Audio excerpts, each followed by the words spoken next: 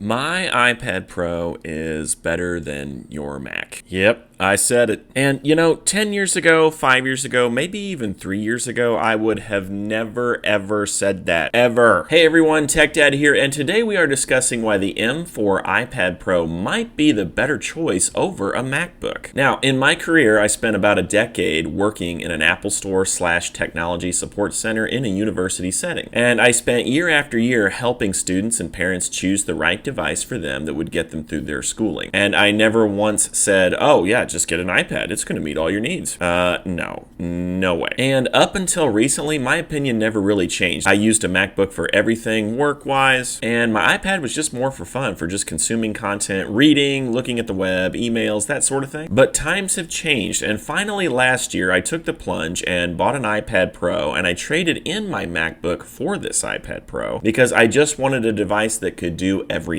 And I do so much on my iPad. So I'm a project manager, I'm a teacher, and of course I'm a content creator. So I have to use my iPad Pro for a lot of things. And I had seen the iPad Pro come so far over the years, I thought, you know what? Maybe it's time to really give this thing a try and see if it can just get rid of my Mac altogether and just use this. Well, I posted a video a while back in November about how I've used this iPad Pro for over 200 days without any issues, not missing the Mac at all, loving this experience. Well, it's been closer to a year now, and I'm still using just this device. So in this video, I want to cover 3 reasons why the iPad Pro might be a better choice than the MacBook in some use cases. All right, now before we get into the content, if you like this little mug that's sitting here, and it was on my thumbnail as well, I do have this for sale in the Tech Dad store. I also have decals that say the same thing. So if you navigate to my YouTube channel and you select store, you can see all the decals and the mugs that I have for sale. So I'm a small YouTube channel, folks. I'm a one-man show, and anything that you purchase, I just put that money towards new tech so I can keep making good reviews for you folks. Really appreciate your support. Thank you very much. All right, that's my Tech Dad ad. Let's get on to the content. All right, so the first reason that I think the iPad Pro is better than the Mac is the 2-in-1 form factor that it has going on. So of course my iPad is a killer consumption device. It's got a beautiful OLED display, great for reading on, news articles, books, web pages. It's amazing for gaming on. It's amazing for streaming Netflix or Disney Plus on. All of that is an amazing experience, just like the iPad has always delivered for years. But it can quickly go to a computer mode by attaching to the magnetic keyboard that Apple has produced along with this device. The keyboard is MacBook quality, it's backlit, it's got all the keys that you need, including the top function row, and it's just so nice that it's magnetic. You can quickly pull the tablet off when you want it to be a tablet, or just reattach it quickly and now it's a laptop again. I love that 2-in-1 form factor that the Mac just doesn't have. You can't exactly just rip the screen off your MacBook and take it into bed with you and watch Netflix. I mean, you could try, but it's not going to work out well for you. And when I say it functions as my laptop computer, it does. It has that full functionality. I connect it to a second monitor at work, and it becomes my desktop computer. The built-in trackpad works great. You've got all the Mac features like all the swiping gestures and all the keyboard shortcuts. So in a lot of ways, I feel like I'm still using my Mac. And if you say, well, Tech Dad, the productivity just isn't anywhere near a Mac, we're going to get to that in just a second. So the second point I want to make about the iPad Pro is the ability to write, draw, and touch the iPad, and that's just something you cannot do on a MacBook. And this is critical when you're teaching. It is ridiculously painful to try to teach math on a MacBook. You need to be able to draw and write. If you're dealing with coordinate planes, or you're dealing with really complex functions and formulas, or if you're just trying to write a fraction, the iPad Pro is leaps and bounds. It's a portable whiteboard that you can project. I can carry the iPad around the classroom and work out problems at a student's desk, and it goes back to that form factor. It's just so nice and portable to be able to carry that around, write on it, draw on it, and demonstrate for students. It's also just super intuitive for students all the way down to preschool age. There are some great applications that very young students just understand. They know how to drag a letter to the shape and recognize patterns. It's just very intuitive with touch, but if you put a MacBook in front of those kids, not a lot's going to happen. So yeah, the ability to draw and write on the iPad Pro is just something that the MacBook just can't touch. You see what I did there? That's a Tech Dad joke. Okay, so the third reason I think the iPad Pro is above the MacBook is you've got all that functionality I just mentioned, plus they have upgraded iPadOS extensively over the years. So you might have tried to use an iPad years ago to replace your computer. Probably didn't work out very well. I mean, back in the day, there was no mouse or trackpad support. You couldn't open multiple windows. You couldn't drag and drop files. There was no file management system at all at one point. You certainly couldn't connect to a second monitor, and it actually actually fill up the whole screen and not just mirror the display. You couldn't share your screen or record your screen. I mean, this thing has come a long way over the years. And so if you haven't tried this, but you've always wanted to, now is the time to give it a shot. And if you're worried about productivity, don't be. I use Microsoft Office, I use the Google Suite, I use Smartsheet, I do all my editing of my videos and content on the iPad Pro. I use Final Cut Pro for iPads, great. There's nothing I can't do, and it does it well. I have lots of videos and content on tips for using Office and the Google Suite and other software. So I invite you to check those out if you're worried about the productivity level that the iPad Pro can produce for you. Also, the hardware in the iPad Pro is comparable to that of MacBook Pros and MacBook Airs. You've got the M4 chip, which this device has had that for almost a year now. It was the first device to come out with the M4 chip. You can get up to 16 gigs of RAM in this device. You've got the best display in any device you can get. It rivals the MacBook Pro with 1,000 nits of brightness. It's the only OLED display Apple offers currently, and it is absolutely sick. It is so worth it for gaming, streaming, all the things. So yeah, if you haven't tried this in a while and you're really tempted to replace your MacBook with the iPad Pro and you have a very general needs case, if you just need general productivity, the ability to connect to a second monitor at work, you should give the iPad Pro a try. Now, if you're saying, well, Tech Dad, I need Terminal, how am I supposed to live without Terminal? Or I want to be running 4 audio streams while my Python scripts are crunching data in the background. Or you might say, well, Tech Dad, I got to connect to half a dozen 8K monitors at a time. How am I supposed to do that with an iPad? Okay,